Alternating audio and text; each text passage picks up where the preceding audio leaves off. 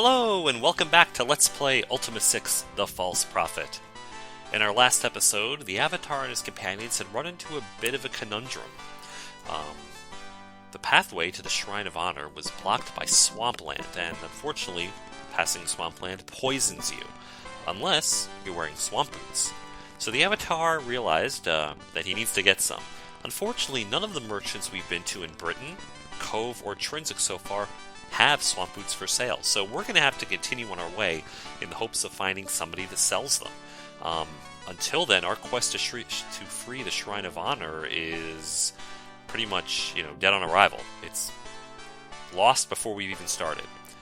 So, with that in mind, we're going to go ahead and continue west. We were going to head over towards the town of Skara Brae in our last episode. We got a little sidetracked, so let's keep going that way. We'll start visiting some of the other towns of Britannia and see if anybody's willing to sell us the equipment we need to go back and free that shrine. We've already got the rune, we've already got the mantra, so all we need is the boots.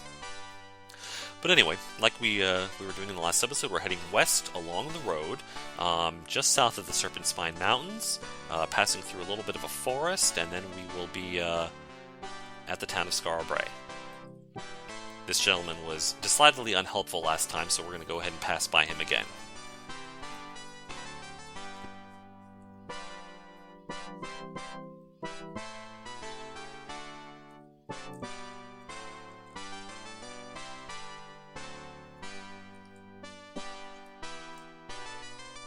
Now here, the road passes north and south, and if we consult our Ultima 6 maps, as I said before, you can Google Ultima 6 map, and you can follow along with me, with my cloth map. Heading to the north, we would pass through the Spiritwood Forest, and then through the Deep Forest, and eventually get past Empath Abbey, and then eventually arrive in the town of View. We're not going to go that way just yet. Instead, we're going to head south, and what we're going to do is we're going to go to the small island town of Skara Brae. Skara Brae is the town associated with the virtue of spirituality, and that is, of course, most closely associated with our companion, Shamino. This would be his hometown originally, or the town that he's most closely associated with. And having passed over this little bit of water right here, we are now in the town. And since night is falling, let's go ahead and see if we can find a place to stay for the night. You see a man bent over with age. An old brown tunic hangs loosely on him. He looks at you, then looks over his shoulder and shouts to someone behind him. "There, I told you, Marta! New people, new food for our souls!" He turns back to you. "Welcome to the Haunting Inn. Come and sit, for you must have many tales." Okay, well, first off, what's your name? "Gideon, my friend. Gideon's what I'm called by one and all." All right, Gideon. "'Tis an old family name, meaning one who spreads the word." "My wife tells me I spread too many of them around." Well, you're saying it spreads the word. "The word I spread is one of kindness to all souls." And you said your wife says you spread too many?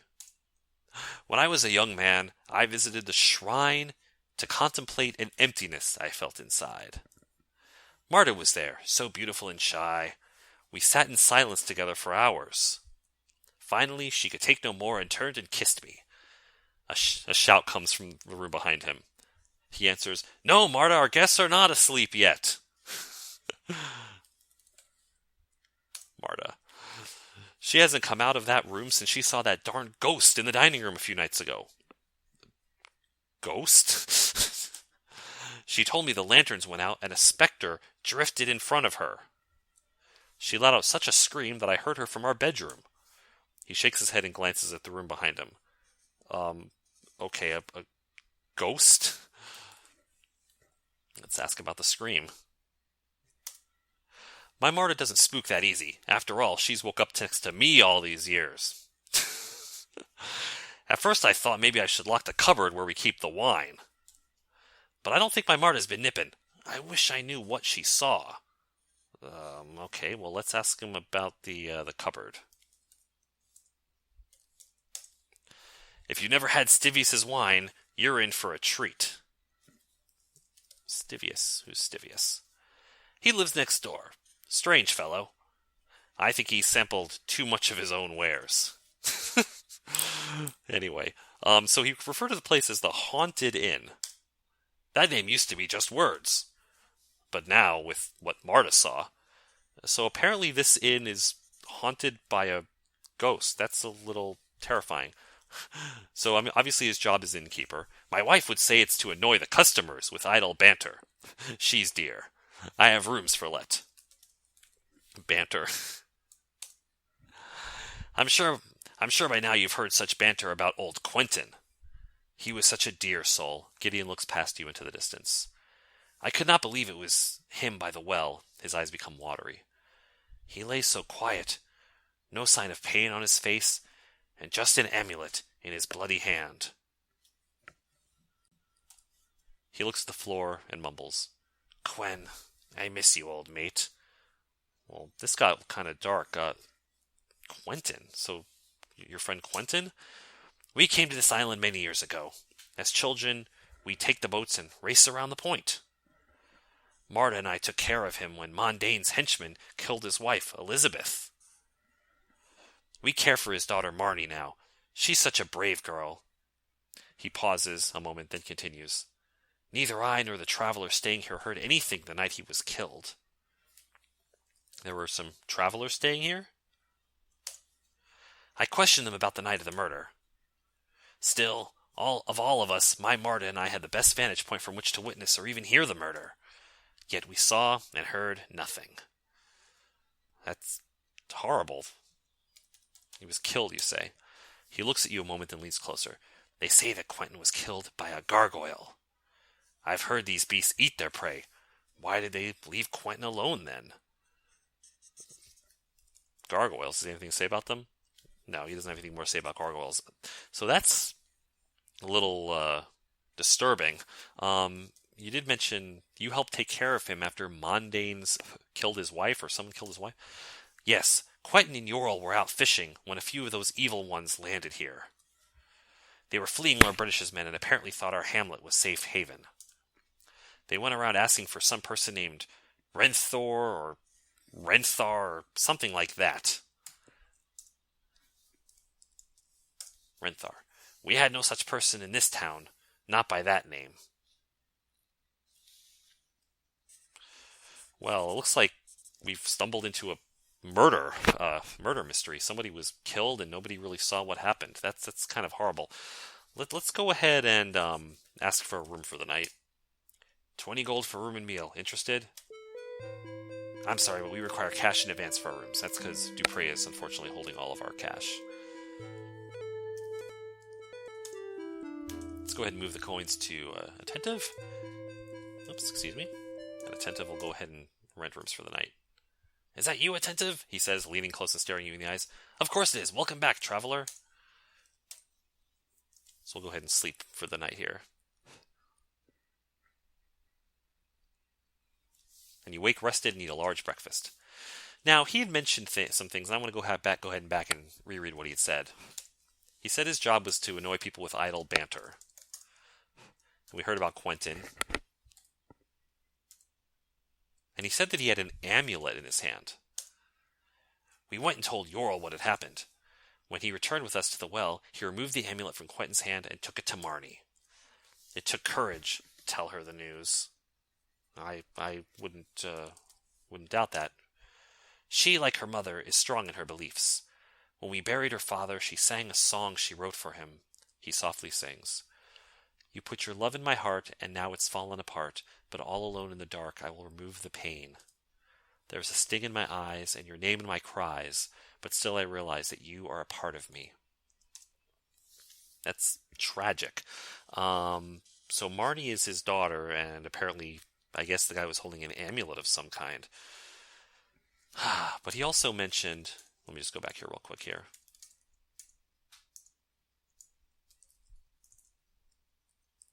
I just want to make sure we didn't miss anything here.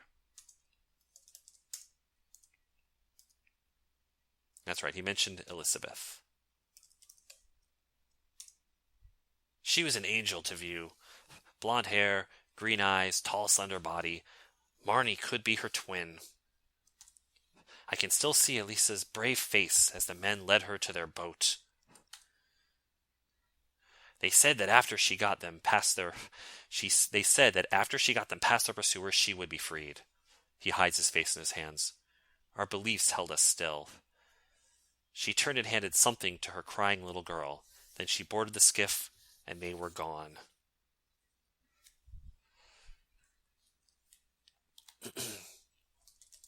Well, what did she hand? I couldn't see what it was. Well, we already mentioned that.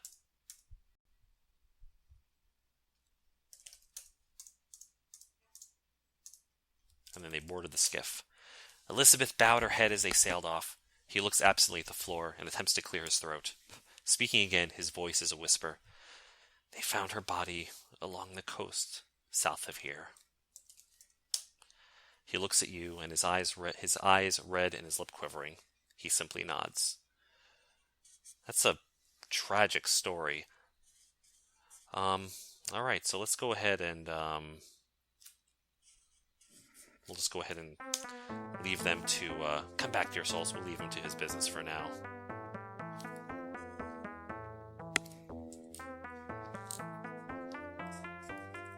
Now, his wife was talking from the other room. Somebody's in bed there. Oh, sorry, he just went to bed. Excuse me. You see a rather plump woman with darting eyes. Hello, how are you this morning? What is it you need? Well, what's your name, ma'am? Marta. And what's your job, Marta? Oh dear, my husband runs the inn. I tend the garden. The garden? Oops, sorry. The garden, not the gargoyles. I misspelled that. You've not seen it? I have the loveliest roses. Oops. Tell me about your roses. Red as the evening sun on the sea. Well, that's pretty awesome. Your name was Marta? It's but a plain name, but I must live with it. So yeah, tell us about these gargoyles and this supposed murder that happened. Nasty creatures, or so I hear, can stomp a garden to pieces in minutes. And who was the guy who was killed? Quentin? You'll have to ask another that. And he had a daughter, Marnie? My dear little one, she's an angel, well-minded, kind, thoughtful. She's a dear. Now, I hate to bring this up, but you said you saw a ghost? It was the scariest thing I ever saw. I'm sure it's still lurking about somewhere. And the name of your inn is the Haunted Inn. I want to move from this house as soon as I can. Well, if what you're saying is true and there really is a ghost here, I kind of wouldn't blame you. Ghosts in the Ultima series are dangerous things. And you said your husband's name is Gideon. My husband talks a bit too much, but I love him. Alright, so we'll go ahead and get out of here for now. Goodbye. It's a very tragic story. It looks like there's been a murder in this town, and the man who was murdered, his wife was murdered in the past, and his daughter's all alone. Very sad story. This person is still in bed right now because we've just woken up. Let's go ahead and pause the game, pass our turns until we get a chance to talk to everybody.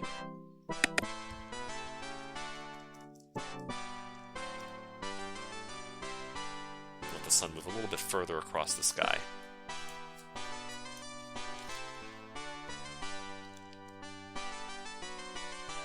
There she is. You see a very large woman with a deliberate smile. Yes. She looks down at you, her eyes merely slits. What's your name? Desana. She smiles like a cat preparing for a meal. Desana, you say? That is correct. Now are you here to chat, or are you in need? Well, let's chat. There are many words which travel about this small hamlet. Many are intriguing, some are even dangerous. What words have you heard? Well, we heard about a ghost. That is one worth speaking about. You see, many people travel the spirit world. Some are lost souls, others have a purpose. Quentin is not a lost soul. So the spirit world, you say? It is a mystical place between here and the hereafter. Quentin resides there. So Quentin was the gentleman who was murdered. He had attained much wisdom before he was forced from here. If his ghost has been seen, and I believe he has, then he must be attempting to communicate with us about some unfinished business. Perhaps he knows who killed him. I know this much. If you wish to find out who murdered him, you won't be able to ask his ghost.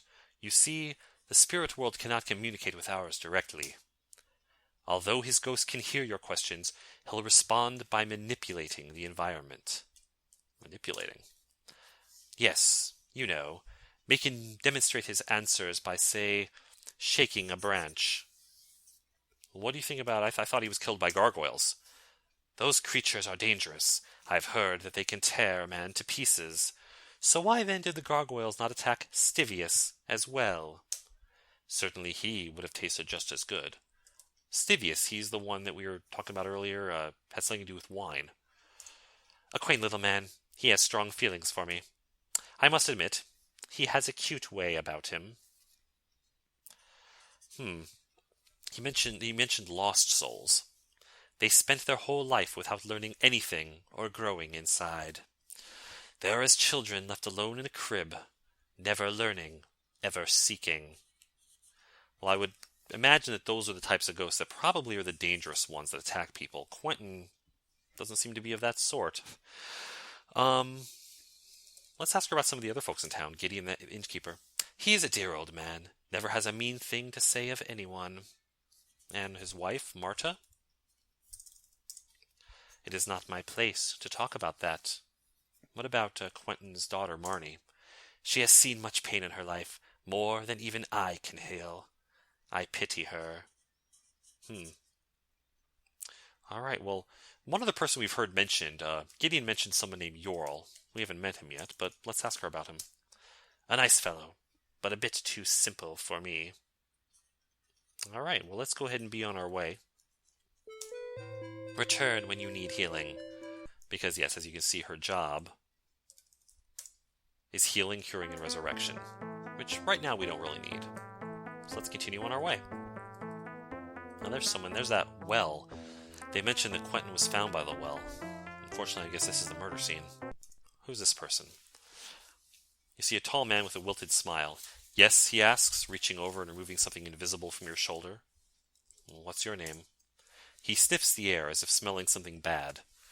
I am, of course, Trenton Bell, the mayor. You may call me Your Honor. I would appreciate it if you use my title, Your Honor. Your title? Yes, I am mayor. Well, I can tell you right now, this definitely isn't the town of humility. Very well, Your Honor. Yes. So what is your job here? Job? I do not labor like the others. You know, rigging the masks or swabbing the decks. Rigging. You aren't much of a sailor, are you? Ural and that young Delancey girl could tell you about that. Ah, that's that gentleman Ural again. We've heard about him. He works at the pier with that Delancey girl. She's run the pier ever since her father, Quentin, was attacked by a gargoyle. He coughs, then clears his throat.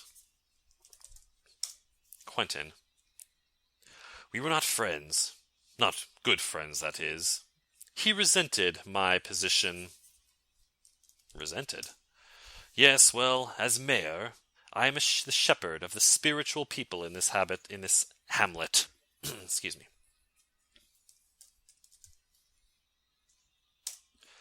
We do not believe in violence as a solution to our problems. My flock would not fight against anyone. Therefore, I'm alarmed at the recent gargoyle sightings. So yeah, as are we all. Huge, fierce creatures they are.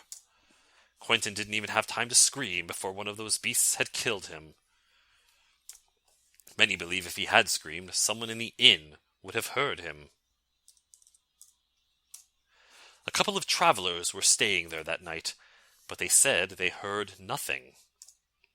Still, I find this strange. I do not know their names. It was Gideon questioned them, not I. He runs the Haunting Inn. The one where the travelers were at. It's across the way. He frowns at you. So you said you found that strange. Yes, you see, my brother is a guard for Lord British. A few months ago, a gargoyle attempted to enter the castle proper. He said that although they killed the beast, its horrifying noises still give him nightmares. He keeps hearing its deep growl. I'm sure that even if Quentin couldn't scream, someone would have heard that growl. It is a little suspicious that gargoyles, killed him and no one heard it. They only killed one person and didn't attack, since they seem to be attacking everyone. Still, let's ask him about some of the other folks in the town. We've already met Desana. She's a peaceful woman, very pleasant to talk to. And since you are the since you are the mayor of this town, I need to ask you about the rune of spirituality. Quentin, not I, was in charge of its safekeeping. Just as I suspected, when he died, so too did our chances of finding the rune. You see, he never told anyone where it was located. That's a very bad thing. We need to find that rune, sir. Maybe we'll talk with his friends and family about it. Do you at least know the mantra? Well, surely thou canst read, yes? Sure, I'm not sure I know what that has to do with anything. Yes, reading books is good for your spiritual side. Okay, then. We'll go ahead and be on our way, then. Goodbye. And here, right in the middle of the town, is where the moon gate would be.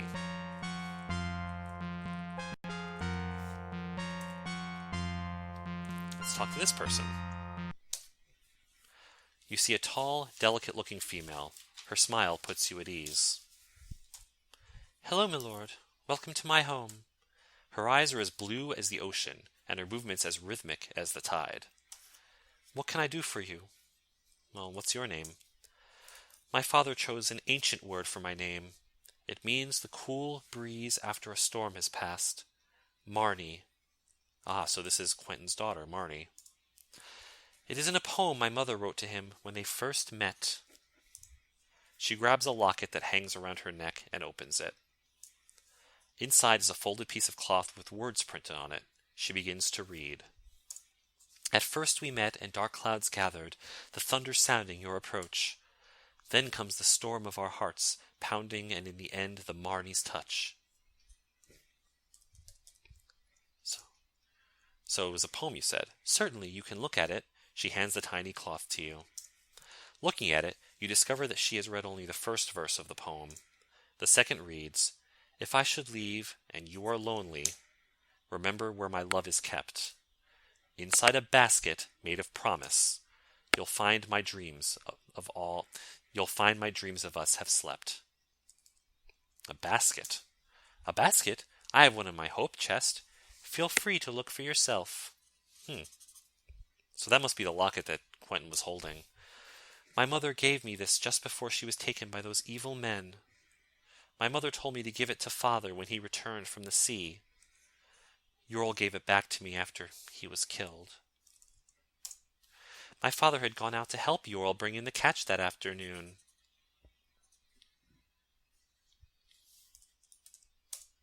Oh, Ural, she smiles to herself. He and father were never apart. After my mother was kidnapped, Ural helped my father get back on his feet. They were always together. Her gaze returns to you. If my father had been drinking at the inn, Ural would have been there. My father, he was a brave man, and very strong. That he died in such a violent way was so wrong. But I am sure there is a reason for it. Her blue eyes glisten with new-formed tears. And unfortunately, yes, he tells about how he was killed. She rubs her nose with the knuckle of her hand. I cannot see why those beasts would kill him, but perhaps it was just unfortunate. Still, I can't see why he was at the inn that late. Had he been drinking, Ural would have been with him. My father and Ural would go there after a good catch. Gideon had been a friend of theirs since youth. The three would drink and reminisce together. Oh yes, Gideon, we met him. He and his wife are very kind to me. They have taught me so much about how to treat others. Yes, his wife Marta. Do you have anything to say about her? As you begin to ask this, she begins to cry. Gathering her strength, she looks at you. Sorry? She probably has not much to say about her. So tell me about Desana. She has done as much as she can to heal my wounded heart. She bakes for me, and we have long talks about almost everything. I wish I were as beautiful as she. And tell me about the mayor, Trenton. I don't believe he has done all he can for me. I believe he has done all he can for me. When my father was murdered, he took charge to find the gargoyles. None were found, though. Yes, the gargoyles. She looks at you and swallows. I cannot talk about those creatures. So, your father had the rune. I am sorry for our town. You see, my father was the caretaker of the rune stone. After he died, we had no way of finding out where he put it. And you're in charge of the docks with Ural, aren't you? Oh, you're probably wanting a skiff to get out to Old Horace's Island. Well, we have none for sale, but feel free to borrow the one at the dock. Be sure to return it, though. Horace's Island? Who's Horace?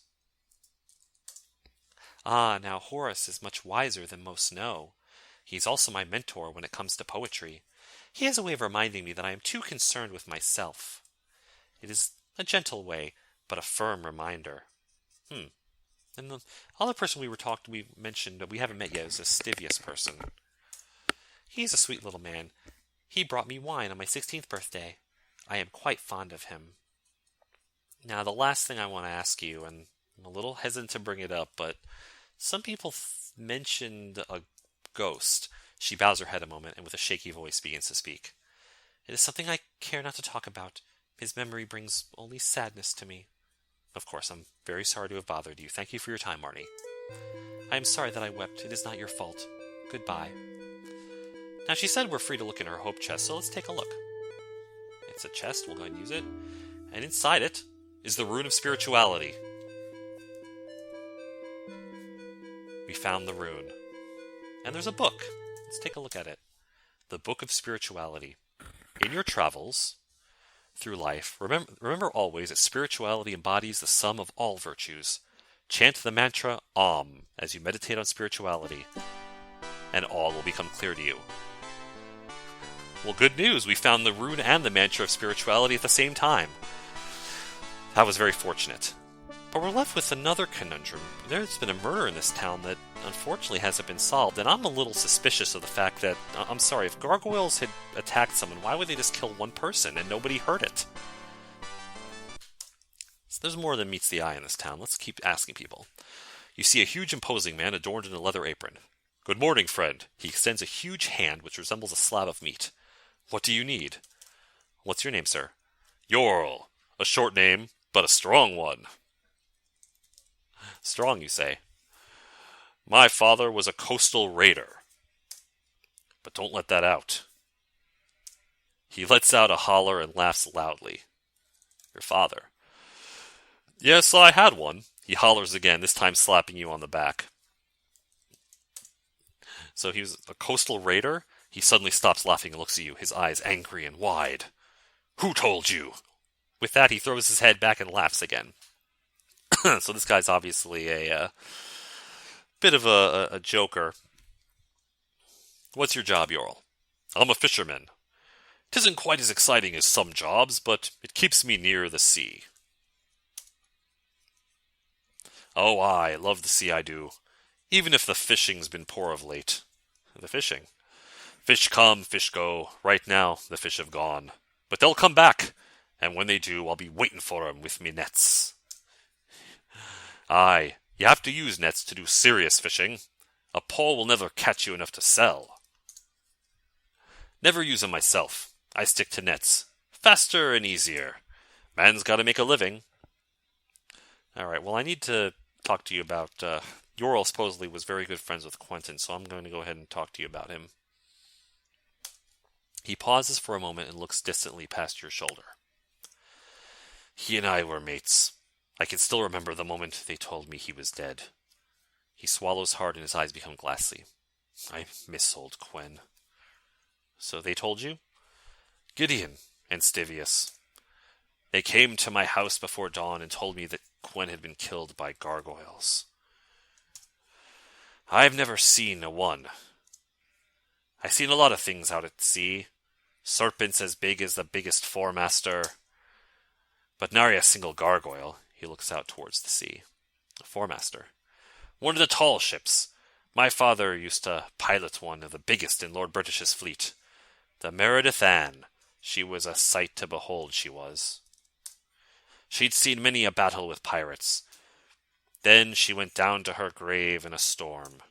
Took nearly 200 men with her. Came up all of a sudden. I say it was Mondane's doing. He pulls the pipe from his mouth and tamps the tobacco with his stout thumb. Anyhow, that's when I lost my father. Mondane. He stops trying to relight his pipe and looks at you. Where have you been scuttled?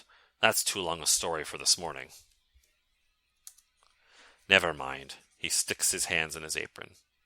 So you say Gideon was one of the people that brought you the news. He owns the Haunting Inn. He's good people, though his wife is a bit of a nag. His wife. Excuse me. She always complains that my house is an eyesore. I tell you, if she comes around here, I'll show her what an eyesore really is. He slaps you on the back and laughs. This is a fish house. It's meant to be an eyesore. He laughs again. So also, Stivius was somebody else who brought you the news. He removes a large hook from his pocket and begins to clean it as he talks. He's a strange little guy. They say he's the only one who saw Quen murdered. I wish we'd had a better witness. He flips the hook over and over, examining it. Still, those gargoyles would frighten any man, especially one as small as him. Alright, so I want to talk to you. You said I remember he brought the amulet back to Marnie. I took it from Quentin's dead body to give to Marnie for safekeeping. Yes, we met her. Let's ask him about Marnie. She's the loveliest thing ever seen in these parts. I'm her father now, and if any man should want her hand, he'd better be able to take me square. He gives you a huge grin and flexes a massive bicep. What about the business with the ghost? That's a tale they tell in town. I've seen no spirits, except at old Stivius's. You know, about Marn's paw hunting the vineyard. He leans closer, wiping his hands on his apron. I think Stivius has been drinking his profits. The vineyard. They say that Quen's ghost haunts that area of town.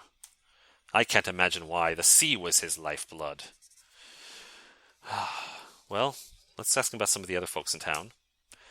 Desana. She's a heavily rigged one. She is. He winks at you and laughs. What about the mayor, Trenton? He's a stuffy one. Never likes to come down here. Says it smells.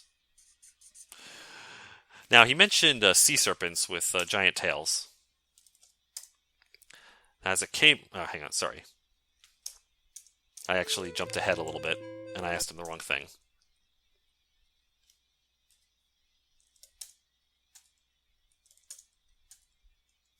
I'm going to go back through some of his conversation real quick.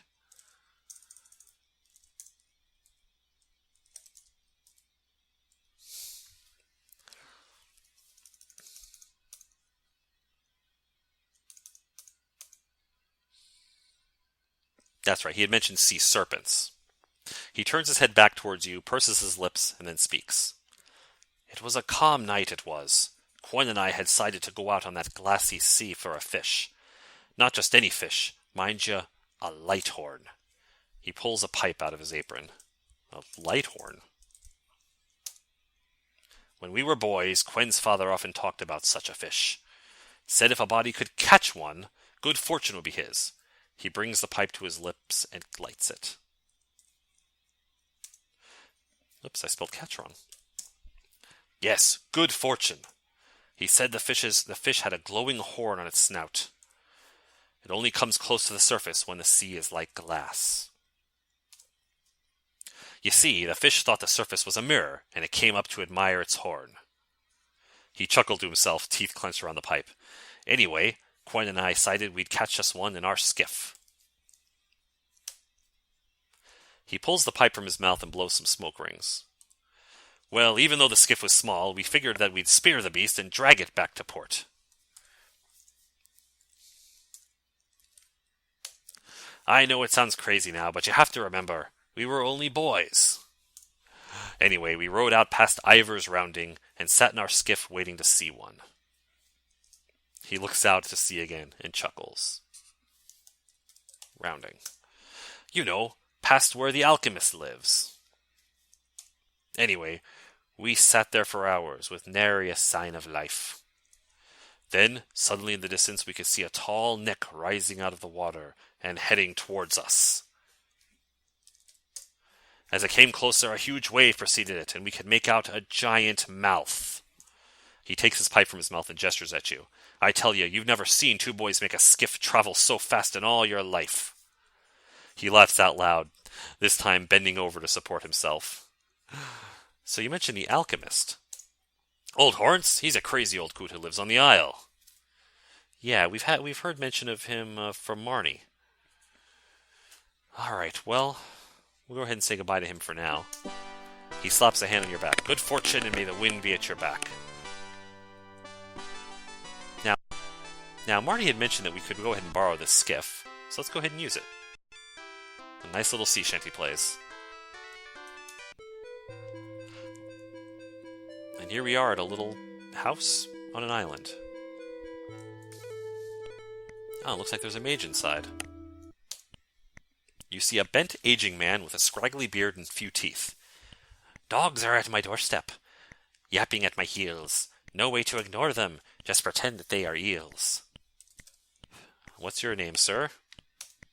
Names I'm always thinking, names I always see. Have you any inkling what they seem to mean?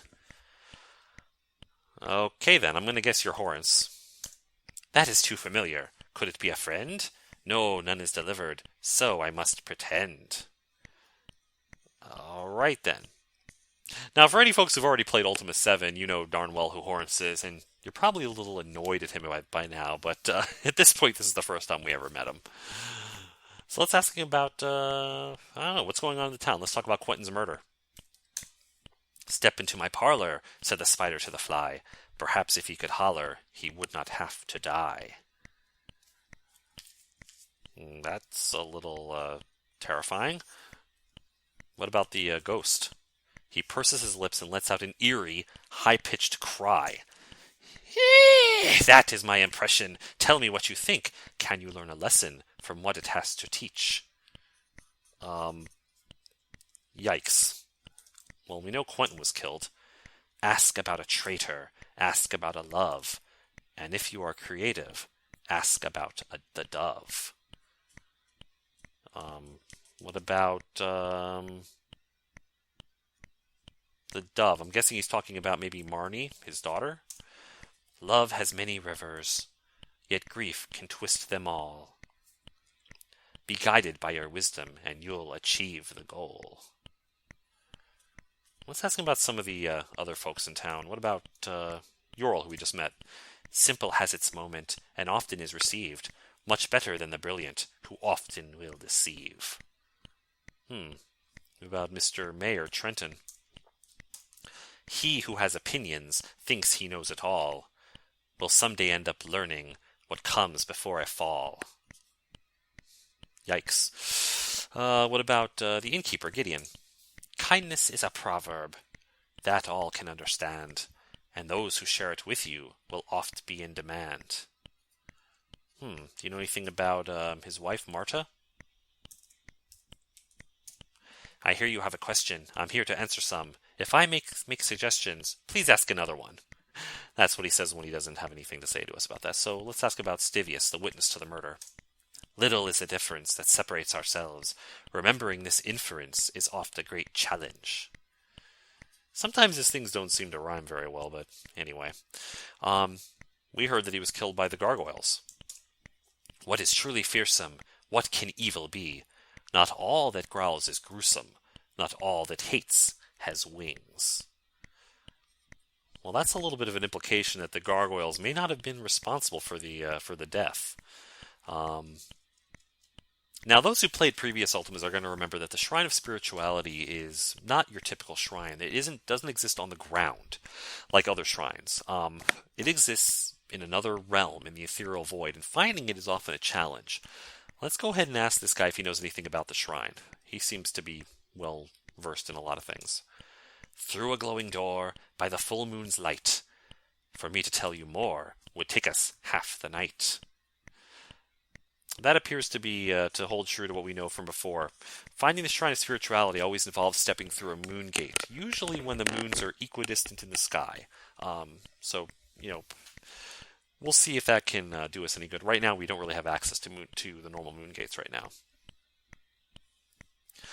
But meanwhile, let's go ahead and ask the guy his job. I have nice reagents, also wondrous spells. If you need a magic book, those I also sell. The mention of business brings the senile man to his senses temporarily. In which circle does the attentive wish to study? Yeah, suddenly there's no rhyming going on. Well, Horns has a few spells that we can buy. One of the spells that we can go ahead and buy, let's go ahead and go in the second circle. He can sell us Magic Arrow. He can sell us, we already have Poison, but he could sell us Trap and Unlock Magic. Well, Unlock Magic is an incredibly useful spell, but Attentive doesn't have any money. Let's go ahead and move our money. If we say goodbye to him, he says this. I see that they are going. I'm sure they will return. For if they lack the knowing, they'll always need to learn. We're going to go ahead and move some gold from Dupre over to Attentive. And then we're going to go ahead and speak to Horns one more time. Once they came for wanting, twice they came to see if I am relenting in my mystery. Okay, so let's go ahead and buy some spells real quick. Second circle, we're going to go ahead and buy Unlock Magic. That's incredibly useful. And we're also going to grab Magic Arrow, because that's a nice offensive spell. And let's see, in the third circle, we can go ahead and grab Fireball.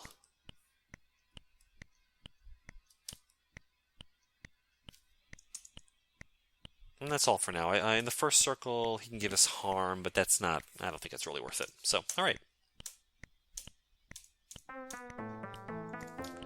So we'll go ahead and move each of these spells into our spell book. And now, if we're faced with a magically locked chest or a magically locked door, we can now open it. Unfortunately, we're back down to 155 gold coins. We're going to have to make more money soon. And I think that's really all there is Horns can talk to us about right now, but there is a little Easter egg that I'm going to show you really quickly. If we ask him about Burma Shave, and those who are older among my viewers may remember the old signs that used to be by the side of the road that would usually be a series of 4 signs that would each give one line of a little poem advertising Burma Shave. Don't stick your arm out too far. It may go home in another car.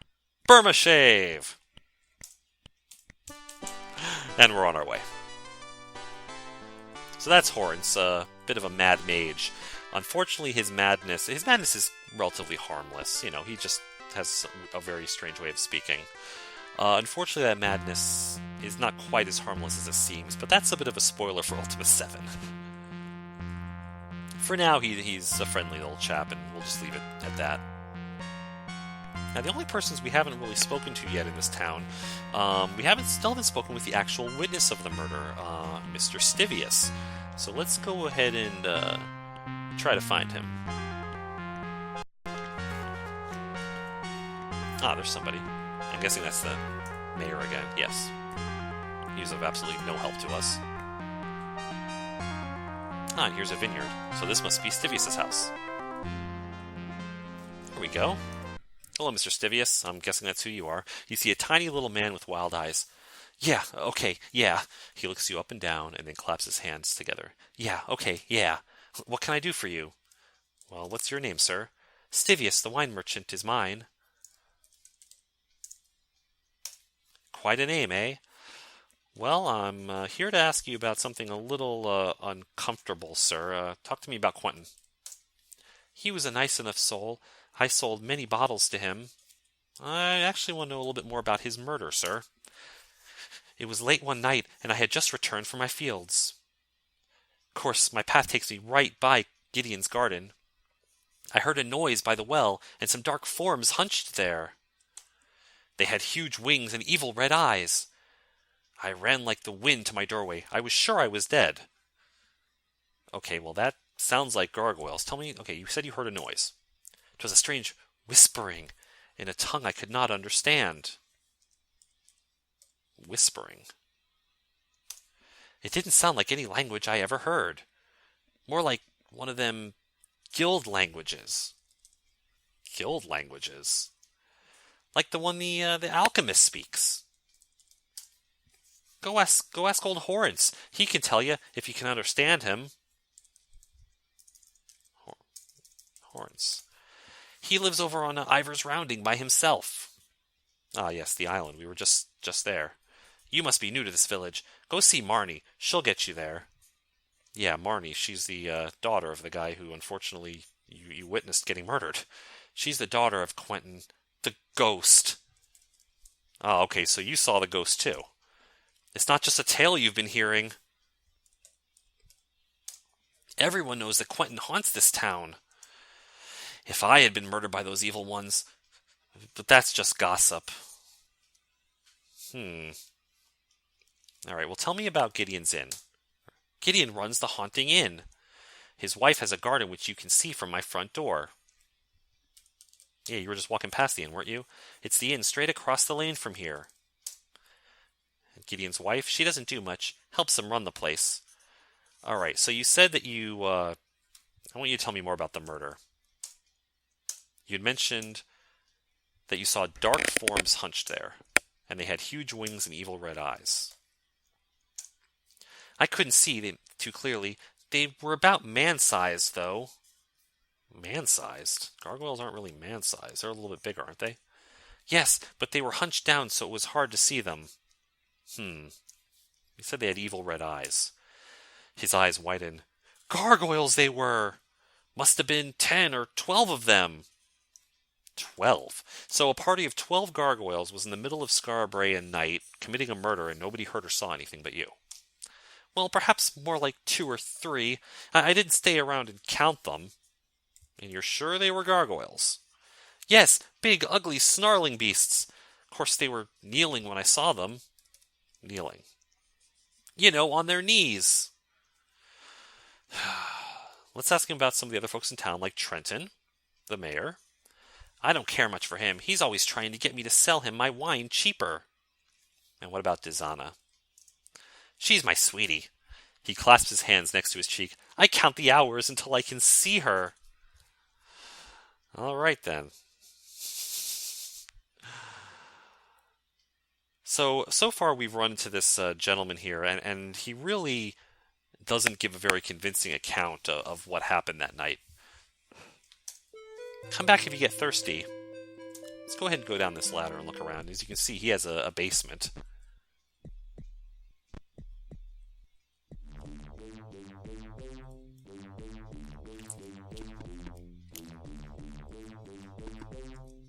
With a bunch of locked doors. We may come back here later.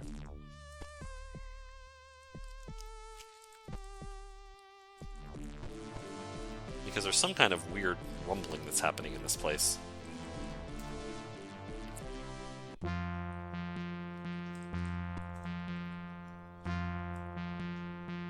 Now, if you'll notice, there's a ghost floating next to the vineyard. Could that be Quentin? Let's try talking to him. You see a vaporous form hovering before you. The form is that of a man. His mouth moves, yet no words can be heard. Let's ask him his name. You hear no answer, save the rustle of the leaves on the ground around you.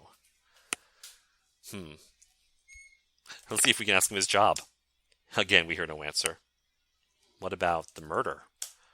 You speak the word, and the specter responds by pointing a bony hand to his eye. Eye. A wind from behind blows your hair, covering your eyes.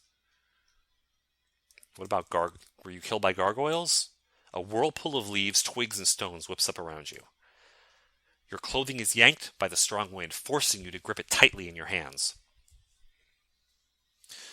What about, let's talk to him about his daughter, Marnie. A cool breeze blows through your hair. You suddenly smell the scent of a storm approaching. Let's ask him, how did you die? The ghostly image shimmers for a moment, and then he points a bony finger to his neck. Who killed you? The specter's arm thrusts out, pointing to the sea. The specter's arm thrusts again, this time. This time you see it points towards the pier. A strong breeze suddenly assaults you with twigs and leaves.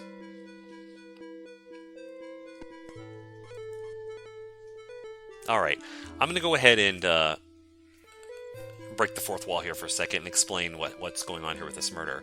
The murder of Quentin was put in the game as a side quest, and for whatever reason was never quite completed. I don't know if that was intentional. Maybe it was just meant to be as an example of the fact that maybe the Avatar can't solve everything. The Avatar's here to save the realm of the gargoyles, but maybe there's some things he just can't do while he's here. Whatever the reason, whether intentional or not, solving Quentin's murder was never actually put into the game. You never find out who killed him. There's a lot of clues given to you. You're led to believe that it might be gargoyles at first, but then you very quickly find out that that's an absurd conclusion to reach. It wasn't gargoyles. Obviously, somebody killed him. Stivia is lying to either protect himself or he's just afraid. Now, what you end up finding out much later, in Ultima 7, the next game when you visit Skara Brae, is that Quentin was actually killed by a person. Unfortunately, he took out money to pay a debt. He was unable to repay the debt, and he was killed, basically. He was like a loan shark. He was murdered for the want of money, because of greed. And the man who murdered him is actually right here. Remember the gentleman who was decidedly unhelpful, who wouldn't even tell us his name?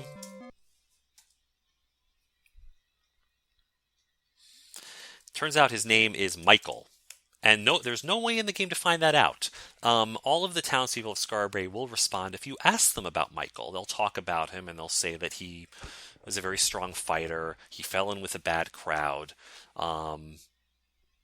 If he were to apply himself to good, he could be one of Lord British's greatest knights. But he's a loner and kind of a jerk.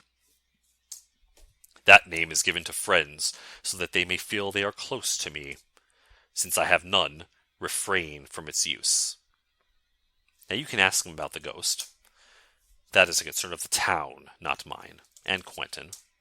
He was not fortunate. It is written that it is better to be fortunate than skilled. He, I'm sure, would agree. His face betrays a slight grin. And about the murder? All men have enemies. A debt needed to be settled. He hadn't the strength to settle it, so someone decided to take the initiative. He pulls out a knife and begins to pick at his nails. Surely you don't buy the fable of the gargoyle. There wouldn't be enough left to bury if this were the case. This was no monster who settled the debt. It was the work of man's hands. He brings the knife to his teeth and delicately works it between them. Have you ever seen one? If you had, you would not believe the fairy tales being told by that incompetent mayor. He grabs the knife and holds it aloft. See this blade? Their fangs are twice as long, and thrice as sharp. Let's ask him about the mayor, Trenton.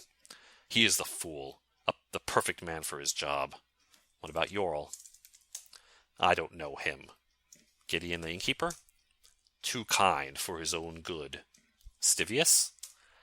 An annoying little man. Makes good wine, though. Marnie? She is kind to me, and yet I believe this is genuine. And what about Horrence?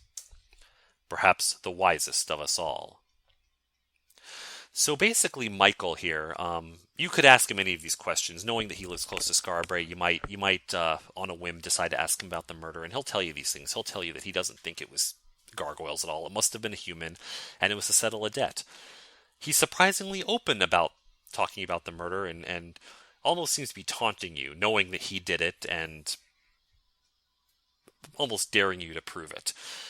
Unfortunately, we have no way to prove it, and in this game, it's impossible to bring him to justice. You do find out in Ultima 7 that eventually he is brought to justice.